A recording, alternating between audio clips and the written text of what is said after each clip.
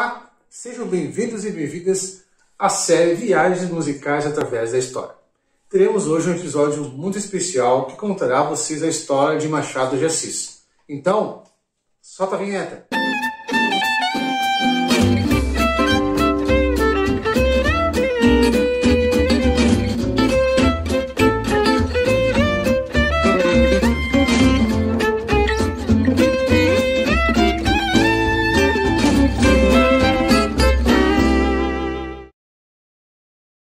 Na segunda metade do século XVIII, nascia um dos 100 escritores mais lembrados e importantes de todos os tempos. Nasceu dentro do ambiente escravista, onde o Brasil produzia muito café com mão de obra dos negros, trazidos da África. Estou falando de Machado de Assis. O ano é 1839. No Rio de Janeiro, o contexto da capital do Brasil é de epidemias e falta de higiene. Parte dos habitantes é escravizado, a cidade está iluminada por lampiões de azeite de peixe. O transporte é precário, animais no meio das ruas estreitas, as belezas naturais ficavam sem brilho dentro desse contexto.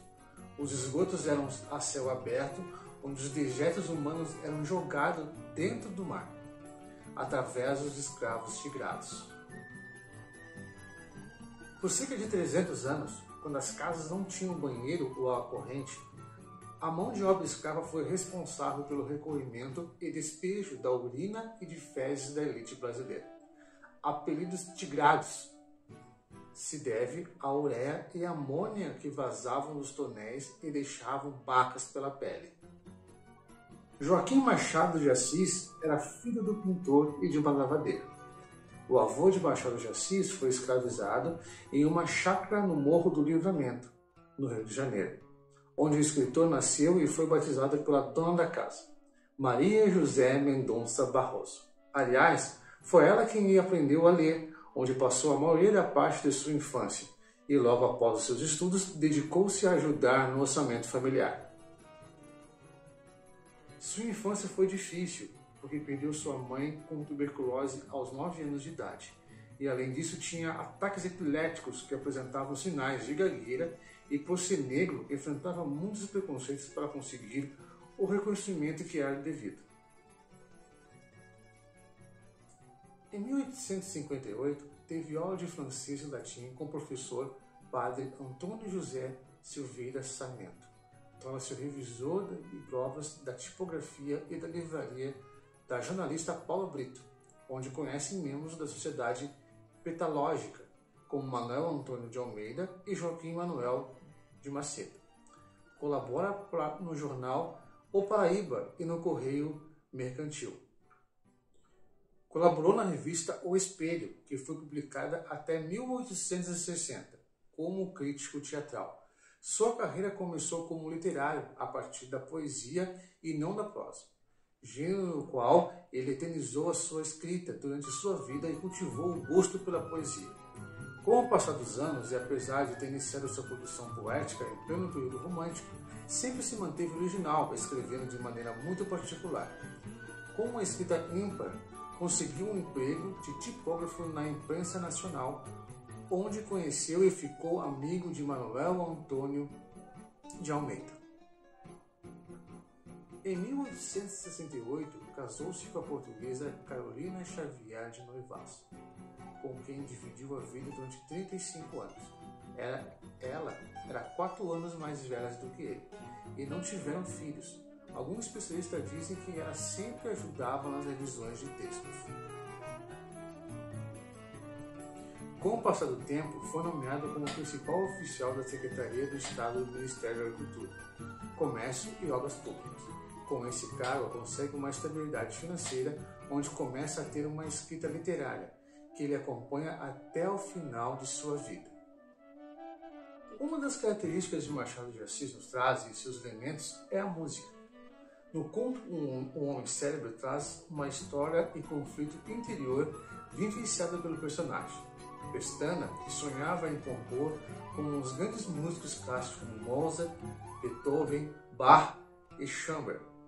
Porém, quando compõe o resultado eram polcas, ritmos musicais trazidos pelos europeus, em 1845, e executado a primeira vez no Brasil no Teatro São Pedro, no Rio de Janeiro.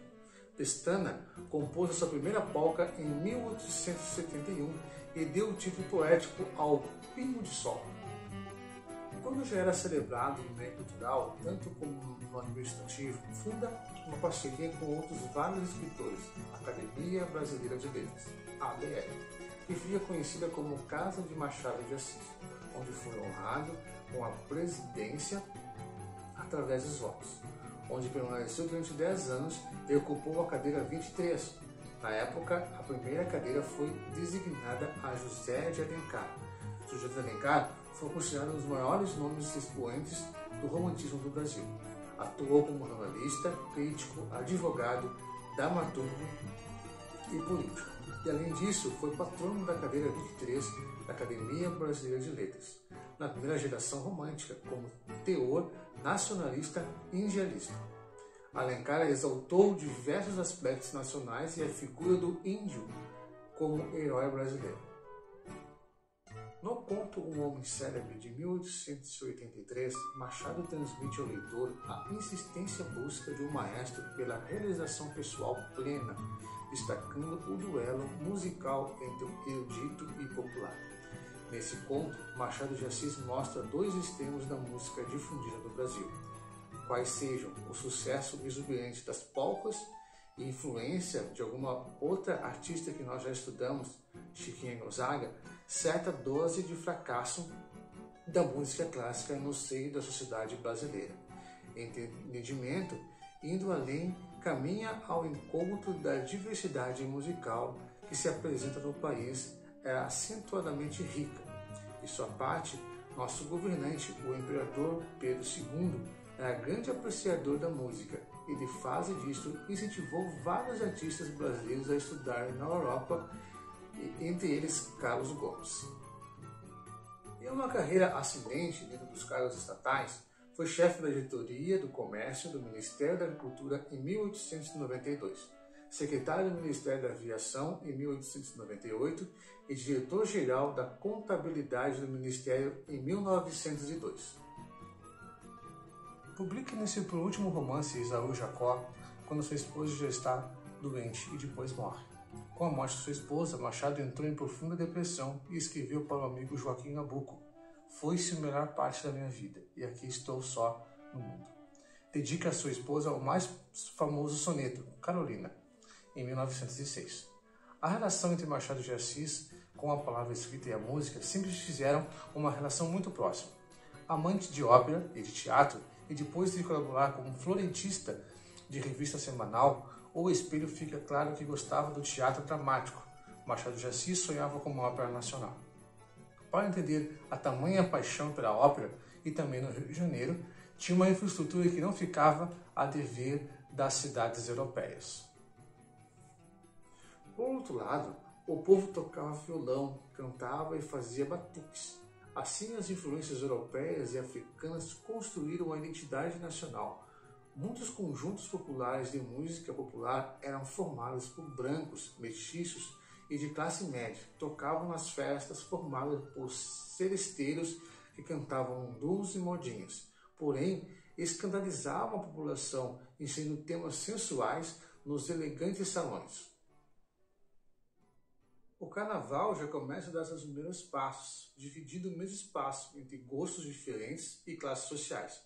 Enfim, a influência musical, como era a relação com a sua escrita, faz de Machado de Assis um escritor atemporal à frente do seu tempo, não superando apenas uma sociedade escravista, mas abrindo caminho como referência de resistência, superação, determinação, constituindo possibilidades únicas e determinantes para as futuras gerações.